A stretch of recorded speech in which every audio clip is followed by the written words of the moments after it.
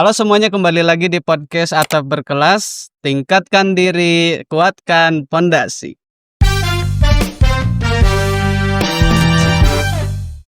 Halo semuanya, kembali lagi dengan saya Muhammad Iqbal Oleh Rohim dan bintang tamu saya. Oktari Triani.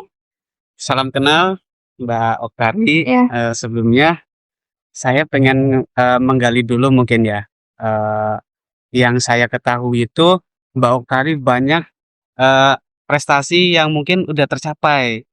Nah, beberapa prestasi yang saya tahu tuh ada mendapatkan puisi IMM tingkat DIY, Ya. terus Miss Hijab 2025 berbakat provinsi. Ini tingkatnya provinsi loh.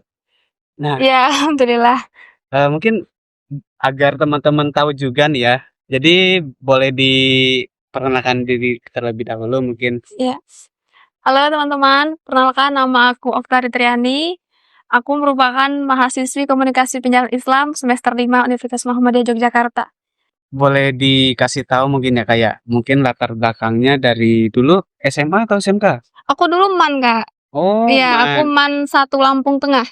Aku dari Lampung. Oh, dari Lampung. Iya, betul. Dari Pulau Seberang ya. Iya, betul, Pulau Sumatera. Sangat effort sih. Kenapa? Karena merantau, Kak. Ya, kenapa sih karena memilih Yogyakarta ya, lebih tepatnya UMY sebagai mungkin kampus yang dipilih. Nah, boleh ceritakan mungkin. Iya, oke. Sebenarnya aku itu di Lampung sendiri udah keterima di beberapa universitas, di universitas negeri, universitas swasta juga udah di UIN.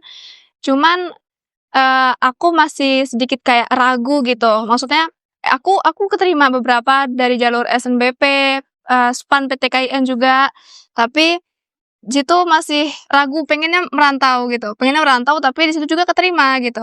Terus di Jogja juga ada kayak Unisa gitu, Iya. UII, UMY itu nerima juga, tapi yang aku pilih UMY karena lebih apa ya, yang aku pilih prodinya lebih kayak diri aku banget gitu. Oh iya. Tapi emang jujur UMY ini akreditasinya unggul semua Iya, sih. betul. Unggul semua.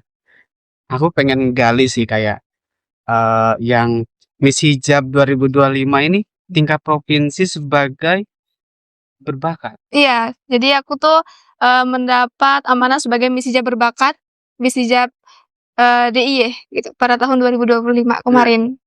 Nah, mungkin boleh diceritain tuh, seru tuh kayaknya kalau diceritain dari awalnya gimana kok bisa loh jadi Miss Hijab terbaik berbakat. Iya, jadi aku itu awal-awal pas masuk UMY itu ya mungkin tahun pertama itu 2023 aku ngelihat kayak ajang duta, ajang Miss Hijab, Putri Hijab gitu-gitu. Aku ngelihatnya kayak ini apa sih? Sebenarnya aku juga baru memasuki dunia duta-duta tuh baru tahun ini, baru kali ini juga. Sebelumnya aku belum pernah gitu. Iya.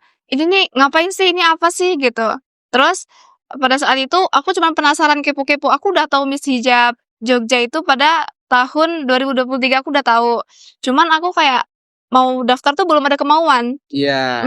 Jadi kayak cuman baru tahu aja gitu. Berarti pas awal-awal tahu tuh nyari tahunya tuh dari internet, dari Instagram atau dari Facebook atau mungkin dari temennya? Iya, kebetulan waktu itu lewat di FYP Instagram.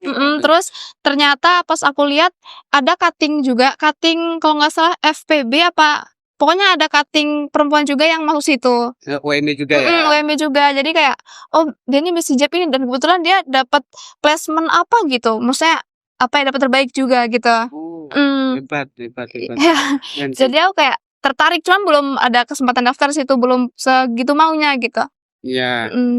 Terus tahun 2025 kemarin aku iseng-iseng aja sebenarnya, soalnya kalau persiapan apapun itu aku nggak terlalu ngerti. Yang aku tahu mungkin catwalk aja gitu, kayak pakai sepatu hak itu aja, tapi lain-lainnya aku nggak ngerti. Jalan gitu ya? Iya, betul. Terus setelah itu aku iseng-iseng daftar, apply, kayak masukin CV, masukin apa ya, ngisi pendaftarannya di situ. Tapi secara pendaftaran nih, ada nggak sih kayak di harus bayar sekian? Oh, Harusnya enggak ya? harusnya enggak, tapi ada. Oh, ada. Ada, di situ ada pendaftarannya gitu. Tapi boleh di-spill nggak? Boleh nggak? Ya sebenarnya nggak mahal banget, enggak sih, pas pendaftarannya aja. Iya. Pendaftarannya aja itu sekitar 100 atau di bawahnya ya, sekitar segitu. Sekitar situ daftar untuk uang daftar itu belum tentu lolos sih, daftarnya aja gitu. Gitu. Daftarnya aja pakai berkas, masukin berkas, terus prestasi-prestasi kalau ada gitu. Tapi itu tuh real sendiri. Dari UM itu sendiri, mungkin ada teman yang barengan atau pure sendiri aja Nah, gitu. jadi waktu itu pas bener-bener daftar sampai masuk itu ngerasa sendiri banget. Pas udah mau di akhir-akhir kayak mau seleksi-seleksi yang lain-lainnya, ternyata ketemu sama anak kalau nggak salah hukum, tapi angkatan 2024. Oh, Gitu. berarti beda setahun ya. Beda setahun ya. Gitu. Jadi setelah lolos seleksi berkas, masuk wawancara itu online dulu. Setelah itu baru online dan dinyatakan lolos cuman sekitar 20 orang yang diambil. Dari Mungkin ada 50-an sih. keren sih. Keren di Iya. 20 orang. Itu setengah ke bawah dikit. Iya, betul, setengah ke bawah dikit. Itu tuh mungkin kita pasti merasakan kayak fase beratnya atau kali ini tuh susahnya di bagian ini gitu loh. Ada nggak sih kayak kesusahan? Ada banget, Kak. Jadi waktu itu pertama adalah aku tuh bukan tipe orang yang emang dari dulu tuh kayak di depan kamera terus atau pose-pose, make up-an dan lain-lain, itu pakai baju-baju dress, apalagi baru ini pakai high heels gitu dan itu 15 cm.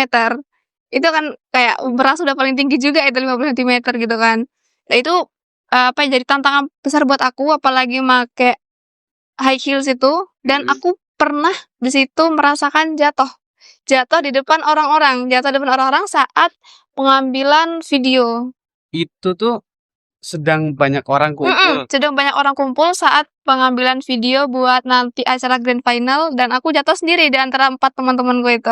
Terus gimana perasaan yang kamu rasakan? Perasaannya malu, yang paling pertama malu dan karena apa ya, ngerasa kayak gak enak banget dilihat apalagi di situ di depan winner tahun lalu juga dilihat gitu. Cuman untungnya mereka tuh ternyata memang lingkungannya sportif banget.